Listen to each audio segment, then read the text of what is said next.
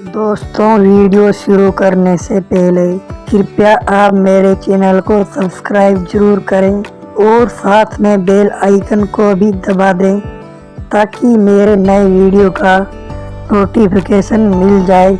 और अगर वीडियो अच्छा लगे तो कृपया लाइक, कमेंट और शेयर जरूर कीजिए। अब देर ना करते हुए आज की कहानी शुरू करते हैं। एक बार की बात है, श्री गुरु नानक देव जी लोगों का उद्धार करते करते नगर में पहुंचे। श्री गुरु नानक देव जी के साथ भाई मर्दाना भी था। उस नगर के लोग नास्तिक भी थे जो परमात्मा को बिल्कुल भी नहीं मानते थे।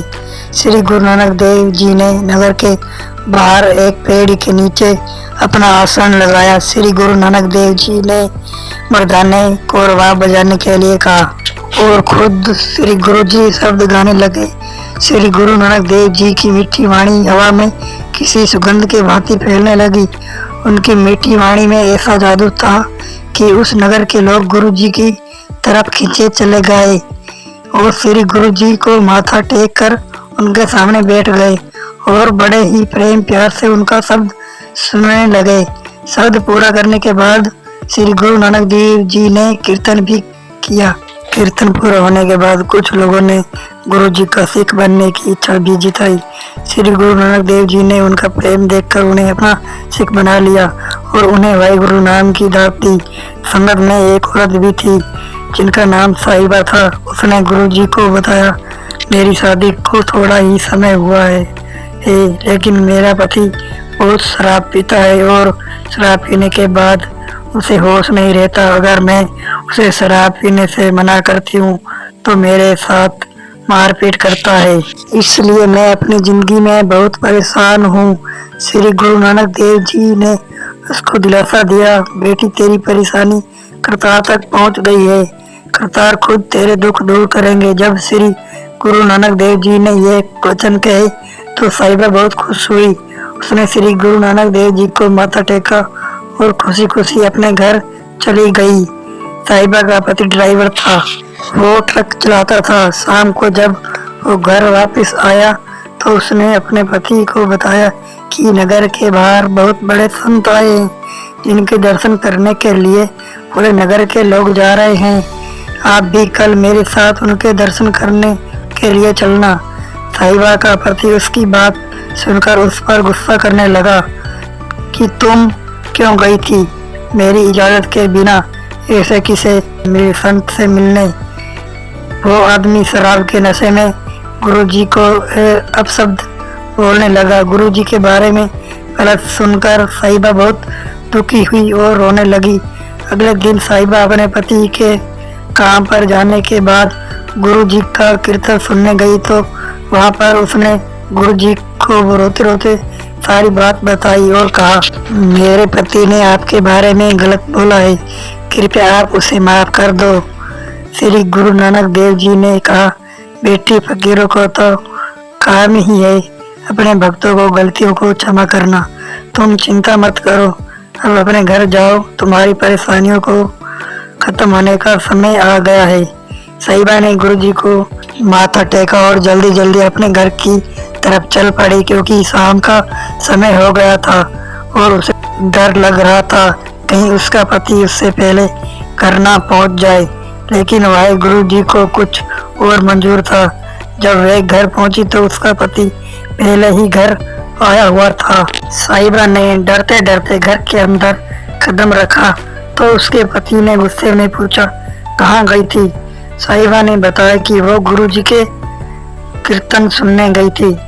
जैसे ही उसके पति ने गुरु जी का नाम सुना तो वो गुस्से में पागल हो गया और साहिबा को मारने लगा और गुरु जी के बारे में भी गलत बोलने लगा।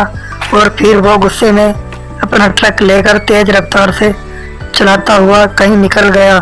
साहिबा सारी रात रोती रही और गुरु जी को याद करती रही और अपने पति की सलामती के लिए श्री गुरु नानक देव जी के आगे अरदास करती रही। अगले दिन सुबह सुबह कुछ लोग उसके पति को लेकर घर आए। उसके पति के माथे पर पट्टी बंधी हुई थी और उसके शरीर पर चोटों के निशान भी थे। साहिबा यह देखकर घबरा गई। जब लोग उसके पति को घर छोड़कर चले गए तो साहिबा ने उससे पूछा, आपको ये चोटें कैसे लगी और आपका ट्रक कहाँ है? तो उसने बताया, रात को गुस्से में जब वो ट्रक लेकर निकला तो नशे के कारण बहुत तेज ट्रक चला रहा था। तभी पता नहीं एकदम क्या हुआ, मेरा ट्रक एक पहाड़ी से जा टकराया और इतनी जोर से टकराया कि ट्रक का अगला हिस्सा बिल्कुल बिचक गया और मैं उसमें दब गया। साहिबा, मुझे उस समय ऐसे लगा जैसे मेरा आखिरी समय आ गया है, क्योंकि एक्सीडेंट इतना खतरनाक था कि जिंदा बचना नामुमकिन था। मैं तो जीवन की आस भी छोड़ चुका था। लेकिन तभी एक दाढ़ी वाले बाबा आए जिनके चेहरे पर बहुत चमक थी। उनको देख कर मुझे लगा जैसे भगवान खुद मुझे बचाने आ गए हैं। उन्होंने मुझे ट्रक से निकाला और डॉक्टर के पास लेकर गए। जब डॉक्टर मेरा इलाज कर रहा था तभी बाबा पता नहीं कहाँ चले गए। मैं उनका शुक्रिया भी नहीं अदा कर सका। साहिबा समझ गई थी उसके पति को बचाने वाला कौन है, लेकिन वो कुछ नहीं बोली। अगले दिन साहिबा ने अपने पति से कहा, आप एक बार मेरे साथ गुरुजी के दर्शन करने चलो, उसके बाद अगर आप कहोगे तो मैं भी नहीं जाऊंगी। साहिबा की बात मानकर वो उसके साथ चल दिया। जैसे ही वो गुरुजी के कीर्तन में पहुंचे, साहिबा के पति की नजर जैसे ही श्री गुरु नानक देव जी के ऊपर पड़ी तो वो हैरान रह गया, क्योंकि सामने वही बाबा थे जिन्होंने रात को उसकी जान बचाई थी। वो श्री गुरु नानक देव जी के चरणों में गिर पड़ा और अपनी गलतियों की माफी मांगने लगा। गुरुजी ने उसको उठाया और बड़े प्यार से समझाया और अच्छे काम करने और वाहिगुरु जी का नाम जपने की नसीहत दी। उसने गुरुजी से वादा किया वो हमेशा अच्छे काम करेगा और लोगों की सेवा करेगा और वाहिगुरु जी का नाम जपेगा। श्री गुरु नानक देव जी उनका उद्धार करके अपनी अगली यात्रा पर चले गए। इस साखी से आपको क्या शिक्षा मिली है मुझे कमेंट करके जरूर बताना। धन्यवाद।